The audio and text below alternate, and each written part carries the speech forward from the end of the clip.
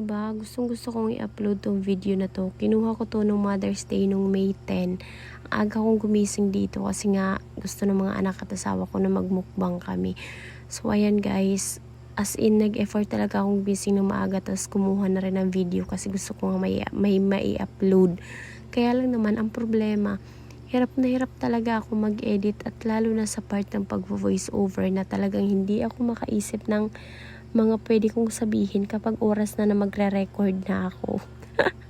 Hindi ko alam, pero alam nyo ba, pangarap ko naman talaga maging sikat na vlogger, pero ang hirap ko lang pagdating sa part nung mag-edit na ako, yung tipong storytelling na ako, dun ako sa part na yun nahihirapan kasi hindi ko talaga makuha ko, hindi ko maintindihan, hindi ko mag-get sa sarili ko kung ano ba yung style na gusto kong ibigay sa audience ko.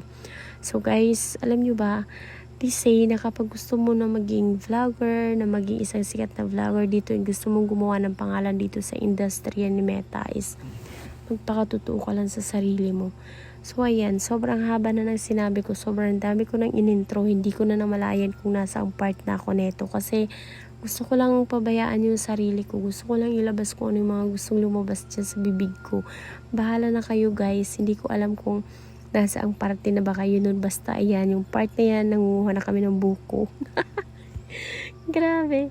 As in, alam nyo ba, hindi rin biro kapag gusto mong maging vlogger, no? Like, sinasabi ko nun sa sarili ko na gusto kong gawin yung lahat kasi, alam nyo ba, kung meron naman pagkakataon talaga na mag-earn ka dito kay Meta is talagang gawin mo na. Kasi malay mo naman, di ba, hindi natin alam baka ito na yung opportunity. Kasi natatandaan ko pa noon, nung time na wala pa yata 1,000 yung followers ko noon. Diyos ko, grabe yung ginagawa ko noon.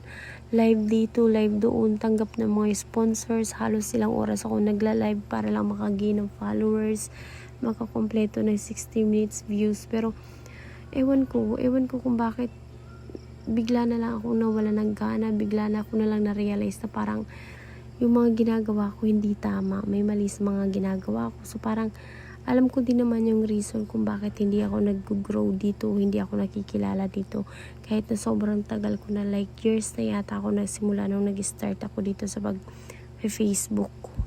Kasi naman, hirap talaga ako pagdating sa pag-voice over, pagdating sa pagdi-deliver ng story dun sa mga video na ginagawa ko. So, masasabi ko naman kung pagdating sa editing, kahit papaano natuto na rin ako. Yun lang talaga pagdating sa paggawa ng kwento kung paano ko i-deliver sa inyo yung video na ginawa ko, dun talaga ako hirap. Yun talaga sa part na yun ako nahihirapan. So guys, paano ba to? Kung meron naman kayong mga alam dyan or pwede ninyo mai-suggest sa akin, tulungan nyo naman ako. Tulungan nyo naman akong makapag-isip kung ano ba yung sa tingin ninyo na bagay sa akin, sa personality ko, dun sa mga pinapakita ko sa inyo. Kasi I know for sure na dun sa iba na mga followers ko, ng mga naging friends ko nandito, alam ko may idea na kayo sa pagkatao ko dito. So maybe matutulungan ninyo ako kung ano ba pwede kong ibigay na content sa inyo. Like, help nyo naman ako mga be. Diba? Alam nyo, wala na ako dito sa video ko na to. Wala na talaga ako dun kasi paano ba? Gusto ko lang sundan talaga kung ano lumalabas sa bibig ko. So anyways guys, kung mapapasyal kayo dito sa Bicol or hindi pa kayo nakakapasyal and nag-iisip kayo pumunta dito, meron ako may re-recommend na place sa inyo dito sa Bulusan. Parting Bulusan to guys, na sobrang ganda niya talaga. First time lang namin pumunta dito ng partner ko, nagpasama kami dito sa pinsan ko tsaka sa asawa niya.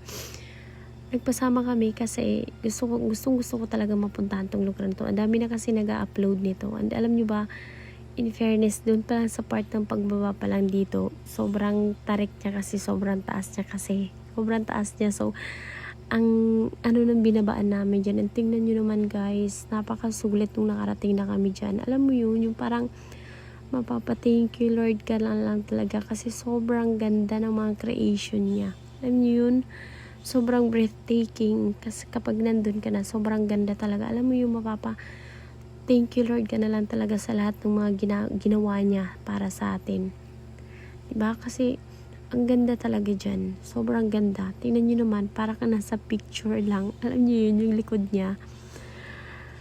Basta ito guys, tong gabi na yan, pinasyal ko naman yung lolo at saka mama ko dito naman sa Seawall sa amin. Sa tapat yan ng church. Alam nyo ba, sobrang ganda talaga dito sa amin sa Sorsogon. Ang dami nyo kung makakapunta kayo dito. Sobrang daming pwedeng puntahan dito. Diyan sa Seawall na yan, tapat yan ang simbahan ng bayan namin. And sobrang lawak ng dagat. Maraming pwedeng mabili, mga pagkain, snacks. Ang sarap magmuni-muni dyan, lalo na kung mahilig ka sa dagat. Yung feeling na parang kapag nakasatapat ka sa dagat, parang alam mo yun, parang naiibsan yung mga pakiramdam mo na ganyan, 'di ba? Lalong-lalo na kapag kasama mo pa yung family mo, yung mga anak mo, sobrang sarap.